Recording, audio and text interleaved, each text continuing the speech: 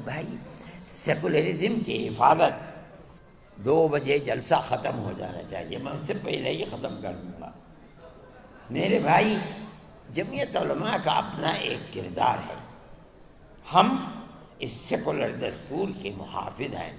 ہم سمجھتے ہیں کہ صرف زبانی نہیں کہ دنیا میں جا کر کے سیکولرزم کا ڈھنڈورا پیٹا جائے اور ملک کے اندر مسلمانوں کی 600 سال پرانی مسجدوں کو گرا کر کے وہاں مندر بنایا جائے، یہ سیکولرزم نہیں ہے، یہ ڈھول کا پول ہے۔ آپ کی پارلیمنٹ فیصلہ کر چکی ہے آج سے تقریباً 30-32 سال پہلے کہ جو مسجد جہاں جو مذہبی عبادت گاہ بنی ہوئی ہے سن 47 میں، اس عبادت گاہ کو اسی حال میں رہنے دیا جائے گا۔ آج آپ یہ کہتے ہیں کہ نہیں، بنارس کی مسجد کو توڑ دو، وہ ہماری ہے، متھرا کی مسجد کو توڑ دو۔ آپ کے کردار کا اور پارلیمنٹ کا کیا اعتبار ہے یہ بتائیے، کیا چیز ہے پارلیمنٹ کے اندر؟ پارلیمنٹ ایک قانون کو بناتی ہے، آپ اس قانون کو ٹھوکر مار دیتے ہیں۔ آپ جو قانون آج بنا رہے ہیں کل کو دوسرا اسے ٹھوکر مار دے گا، یہ تو آپ نے ایک ریت اور رواج کر دیا، ہمیں کوئی غرض نہیں ہے، اور حکومت خاموش بیٹھی ہوئی ہے۔ میرے بھائی جمعیت علماء حکومت کا لحاظ کرتی ہے، جن کو حکومت ہے ہمارے ملک کے عوام نے ان کو بیٹھالا ہے، ہمارے ملک کی اکثریت نے دستور کے مطابق ان کو ووٹ دیا ہے، ہم نے ووٹ دے کر کے انہیں بیٹھالا ہے۔ ہم یہ سمجھتے ہیں کہ ان کو ملک کے دستور کے اندر اس طریقے کی تشریح جس سے ملک کے ایک بہت بڑے طبقہ 20-25 کروڑ لوگوں کے حقوق کو آپ ٹھوکر مار رہے ہیں، ملک اس طرح امن و امان کے ساتھ نہیں چل پائے گا، اور اس کے نتیجے کے اندر ملک کی جو صورتحال ہے، آپ اپنی زبان سے کہتے رہیں کہ ملک ترقی کر رہا ہے اور ساری دنیا کے اندر ترقی کا ڈھڈورا پٹ رہا ہے، مگر ملک کے عوام کی جو صورتحال ہے اور فقر اور بے کسی کی جس طریقے پر پورے ہندوستان کے اندر کیفیت ہے، آپ اس کو دیکھ لیجئے۔ میں اپنی زبان سے کچھ نہیں کہتا ہوں، میں ایک مذہبی آدمی ہوں، میرا اپنا ایمان اور یقین ہے کہ اللہ جو چاہتا ہے وہ کرتا ہے، یعنی ایشور جو چاہتا ہے وہ کرتا ہے، یعنی اوم جو چاہتا ہے وہ کرتا ہے۔ آج آپ کر رہے ہیں، ٹھیک ہے کر دیجئے، کل کو حالات بدلیں گے دنیا کے اندر، میں زندہ ہوں، میں بھی مر جاؤں گا اور دنیا کا ہر آدمی مر جائے گا، دوسرا آئے گا اپنے خاص ذہن کے ساتھ آئے گا۔ حالات کیا ہوتے ہیں ان کو آج نہ میں جانتا ہوں نہ کوئی جانتا ہے، اللہ جانتا ہے اور ان کے سوا کوئی نہیں جانتا۔ میرے بھائی ہم یہ سمجھتے ہیں کہ امن و امان کو پکڑنا چاہیے۔ میں مسلمانوں سے یہ کہتا ہوں کہ آج کی حکومتیں جو کچھ کر رہی ہیں اس سے فرقہ پرستی اور آپس میں نفرت اس طریقے پر ابھر رہی ہے کہ نہیں کہا جا سکتا کہ کل کو کیا ہوگا۔ میں جمعیت علماء کے ہر ورکر سے یہ بات کہتا ہوں کہ آپس میں پیار و محبت کو پیدا کرو۔ اس کا یہ مطلب نہیں ہے کہ مسلمان سے پیار نہیں، اس ملک کے ہر رہنے والے سے محبت کرو، اپنے دکھ میں سکھ میں انہیں شریک کرو، ان کے دکھ اور سکھ کے اندر تم شریک ہو۔ ان کے یہاں شادی بیاہ ہے وہ تم کو نہیں بلاتے، جاؤ اور مبارکبادی دے کر چلے آؤ۔ کھانا کھلاتے ہیں کھاؤ، نہیں کھلاتے نہ کھاؤ۔ جب تمہارے یہاں سکھ ہو، شادی بیاہ ہو، تم اپنے رشتہ داروں کو جس طرح بلاتے ہو اپنے دائیں بائیں رہنے والے غیر مسلموں کو بلاؤ۔ یہ تمہاری پرانی زندگی ہے، آج کی نہیں، یہ ہزاروں سال پرانی زندگی ہے، اور اسی طرح اس ملک کے اندر ہم رہتے چلے آئے ہیں۔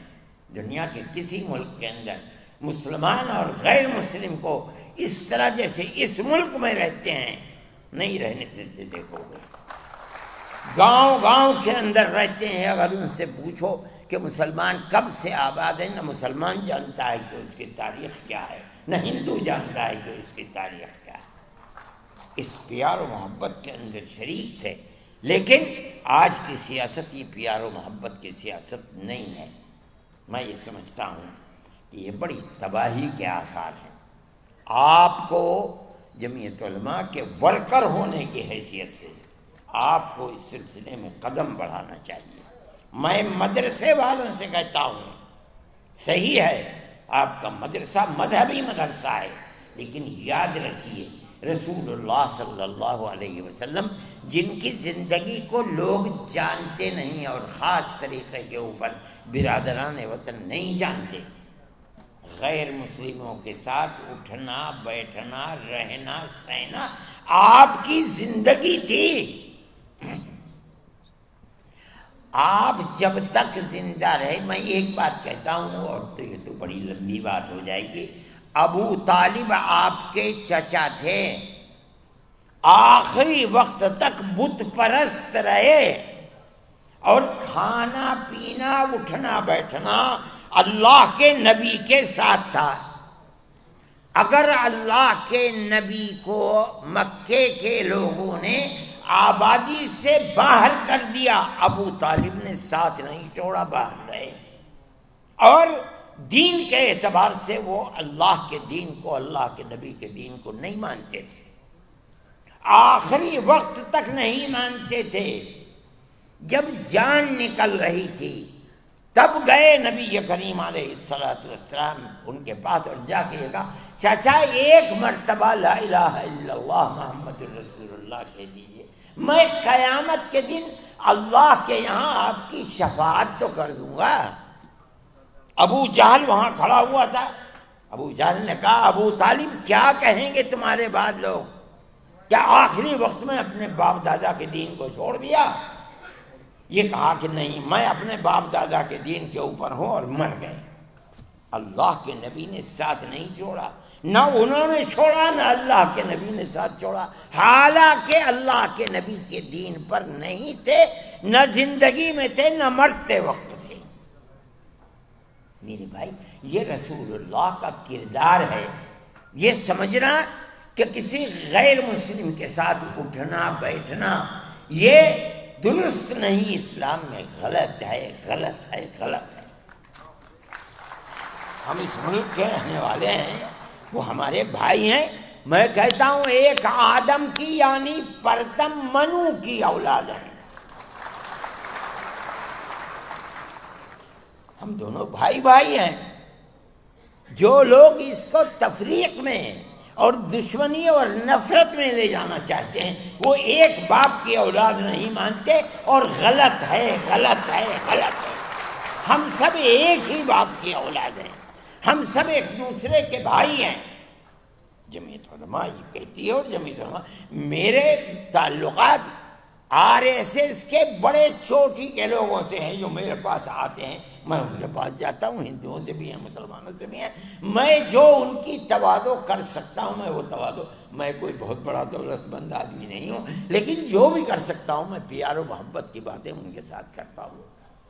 کوئی ضرورت نہیں ہے میں کیوں تفریق کروں. وہ صحیح ہے، وہ RSS کے لوگ ہیں، دوسری پارٹیوں کے لوگ ہیں، وہ کریں. ہمارا فرض یہ ہے کہ ہم ان کے ساتھ پیار و محبت، اور میں جانتا ہوں کہ وہ شریف لوگ ہیں، اپنی شرافت کے کردار کو پیش کرتے ہیں. میرے بھائی میں اس لیے کہتا ہوں کہ آپ کو اس سلسلے کے اندر جو مدرسے والے ہیں وہ اپنے مدرسوں کے جلسوں کے اندر بلائیں، بچوں سے تقریریں کروائیں، ماں باپ کے ساتھ کس طرح تعلقات رکھنے چاہیے، قرآن کیا کہتا ہے، اللہ کا نبی کیا کہتا ہے، ان کو سنائیں. پڑوسیوں کے ساتھ کیسے تعلقات ہونے چاہیے، آدمی کے ساتھ قطع نظر اس کے کہ اس کا مذہب کیا ہے کیسے تعلقات ہونے چاہیے. تاکہ آپ کے خلاف جو پروپیگنڈا ہے کہ اسلام دہشت گردی کا مذہب ہے یہ جائے تو لوگ سنیں تو کہ آپ تعلیم کیا دیتے ہیں، قرآن بتاتا کیا ہے۔ یہ ہمارا قصور ہے کہ ہم اسلام کی صحیح تصویر ان کے سامنے پیش نہیں کر پا رہے ہیں، ہمیں کرنی چاہیے۔ میں یہ بات کہتا ہوں اور آپ میری اس بات پر غور فرمائیں۔ آپ جہاں مدرسہ قائم کرتے ہیں اس مدرسے کے اندر اپنے ان بھائیوں کو بلائیے، ان کے سامنے اپنے اس پروگرام کو پیش کیجیے جو انسانیت کا پروگرام ہے اور جو قرآن سے ثابت ہو رہا ہے، جو اللہ کے نبی سے ثابت ہو رہا ہے۔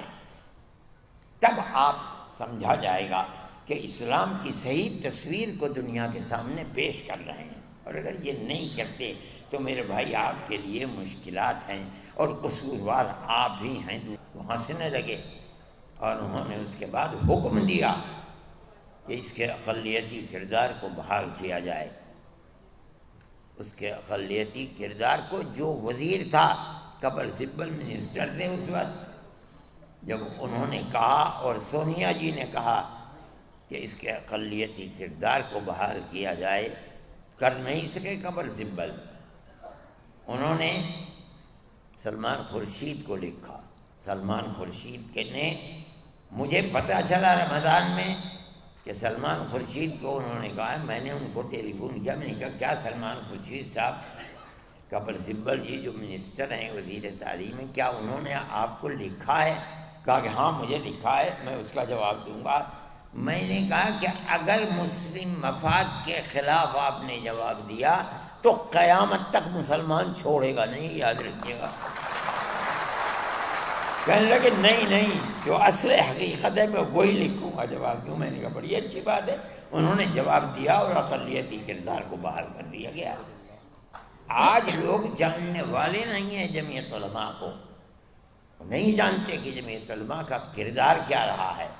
سیکولرزم کی حفاظت جمعیت علماء نے کی ہے، ورنہ ملک کا دستور، میں اگر نام لوں کہ وہ کون لوگ تھے جو گاندھی جی کو مجبور کر رہے تھے کہ ملک اب سیکولر دستور نہیں ہوگا، لیکن جمعیت علماء کے سامنے گاندھی جی بھی اور جواہر لال نہرو بھی اور دوسرے لوگ بھی مجبور ہوئے اور انہوں نے سیکولرزم کو قبول کیا۔ اور جمعیت علماء کہ اس مطالبے کے سے کبھی کانگریس باہر نہیں جا سکی، اور اگر کانگریس باہر نکلنے کی دائیں بائیں ہوئی تو کوئی نہیں بولا۔ جمعیت علماء تنہا وہ جماعت تھی جس نے اس کے خلاف جیل بھرو تحریک کو چلی۔ اور مجھے خوب یاد ہے کہ جمعیت علماء کے سارے ملک کے لوگ دلی کی کالی مسجد کے اندر تھے، اور سونیا جی نے، اندرا جی نے ایک سفید کاغذ کے اوپر دستخط کر کے جنرل شاہ نواز کو بھیجا، اور وہ آئے کالی مسجد میں، اور انہوں نے ان کے سامنے وہ تحریر دی ان کے دستخطوں کی کہ اندرا جی نے بھیجا ہے، آپ کے جو مطالبات ہوں آپ اس میں لکھ دیجئے، میرے دستخط ہیں اور مجھے وہ مطالبات منظور ہیں۔